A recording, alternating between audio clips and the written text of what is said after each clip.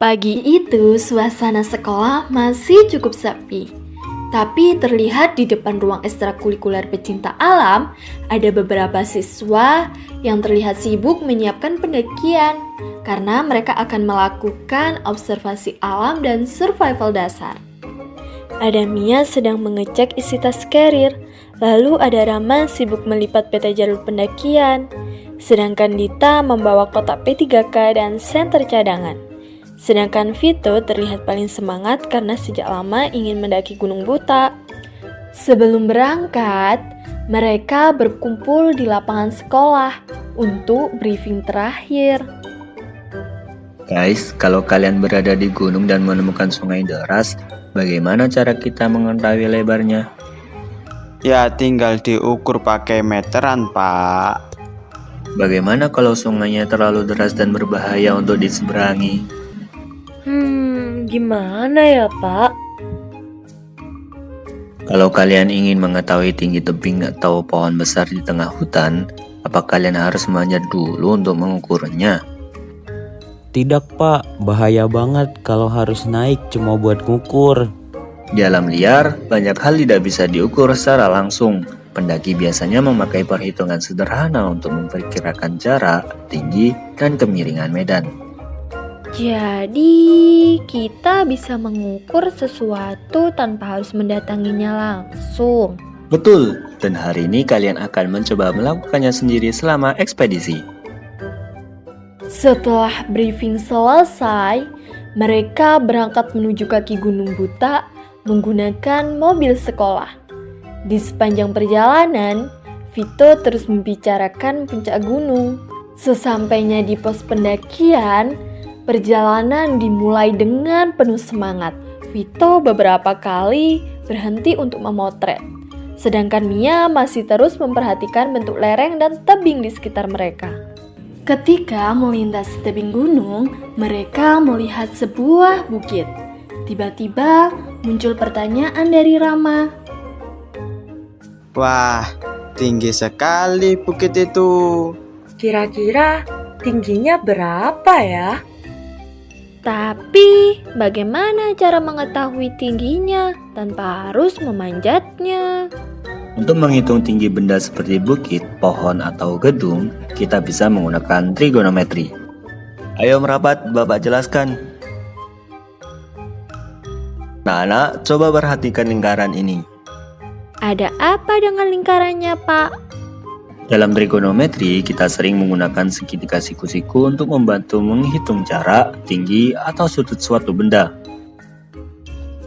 Segitiga ini memiliki 3 sisi penting. Sisi yang pertama, yang mendatar, kita beri nama X yang berwarna biru. Sisi yang kedua, yang tegak lurus ke atas, kita beri nama Y yang berwarna hijau. Sisi yang ketiga, sisi paling panjang, ini disebut dengan R yang berwarna merah.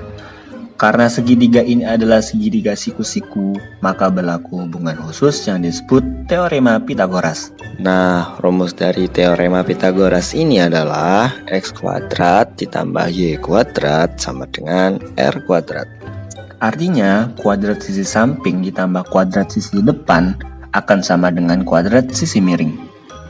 Karena segitiga ini berada di dalam lingkaran, maka X dan Y menunjukkan posisi titik pada lingkaran, sedangkan R adalah jari-jari atau garis miringnya. Itulah sebabnya trigonometri sangat berhubungan dengan lingkaran dan sudut. Sebenarnya, trigonometri sangat erat kaitannya dengan lingkaran. Perhatikan titik di ujung segitiga ini. Ketika titik bergerak mengelilingi lingkaran, besar sudutnya ikut berubah. Dan saat sudut berubah, panjang X dan Y juga ikut berubah. Nah, jika kita memanjangnya dari sebuah lingkaran, maka X dan Y menunjukkan posisi titik pada lingkaran, sedangkan R menjadi jari-jari atau garis miringnya. Itulah sebabnya trigonometri sangat berhubungan dengan lingkaran dan sudut. Pak, kalau sudut berubah, berarti nilai sisi-sisinya juga berubah ya? Tepat sekali, hubungan perubahan sisi terhadap sudut inilah yang dipelajari dalam trigonometri. Untuk membaca hubungan sisi-sisi tersebut, kita menggunakan 3 perbandingan utama, yaitu sinus, kosinus, dan tangen. Dalam trigonometri, kita sering menggunakan segitiga siku-siku, yang dimana yaitu sama dengan sisi depannya, X itu sama dengan sisi sampingnya, dan R sama dengan sisi miringnya.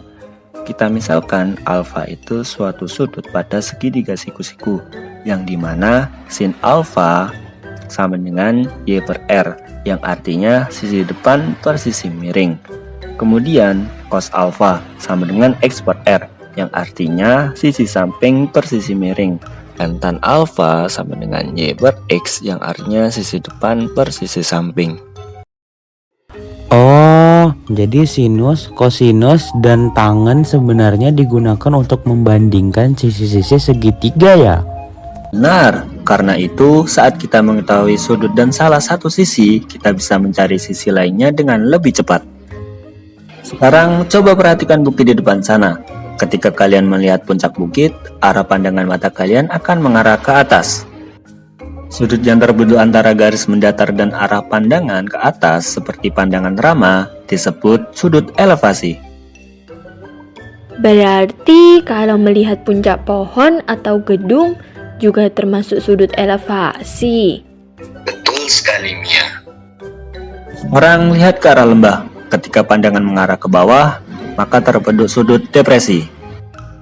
Oh, jadi bedanya hanya arah pandangannya ya, Pak? Tepat sekali.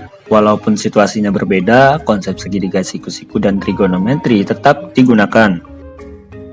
Nah guys, jika ingin mencari tinggi benda, kita bisa menggunakan sinus atau tangen. Jika ingin mencari jarak mendatar atau horizontal, kita bisa menggunakan kosinus atau tangen. Dan jika ingin mencari panjang lintasan atau garis pandang, kita bisa menggunakan sinus atau kosinus. Berarti yang paling penting adalah menentukan sisi depan, sisi samping, dan sisi miring ya Pak? Benar sekali, karena kalau kalian sudah memahami posisi sisi-sisinya, maka memilih rumus trigonometri akan menjadi jauh lebih mudah. Sekarang, mari kita gunakan konsep ini untuk menyelesaikan beberapa misi perjalanan. Ayo! Setelah mereka selesai berdiskusi, mereka melanjutkan ekspedisi selanjutnya.